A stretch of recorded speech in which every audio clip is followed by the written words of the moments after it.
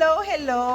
So, magandang umaga, magandang tanghali, magandang hapon. Ito na naman po tayo. At meron po akong ipapakita sa inyo. Ito po ang aming bagong ginawa. Ginawa ko dito sa farm, ani namin ito, ang turmeric powder. Ito, nagsasalin ako ngayon ng ating mga turmeric powder. Kung mapapansin nyo, naka 50 grams lang po ito. Kasi ito po ay aming ipapatikim. Uy, patikim lang ito sa aming mga kaibigan, kamag-anak, followers, no? Para po matikman nila. Gusto kong tikman ninyo. Ano yung pwede kong i-improve? Or okay na ba? Kasi as we know, turmeric powder po ay isang mabisang marami po itong health benefits tulad po ng it boosts the immune system. So ito po, it boosts the immune system. And ito po ay nagpo-protect ng ating liver.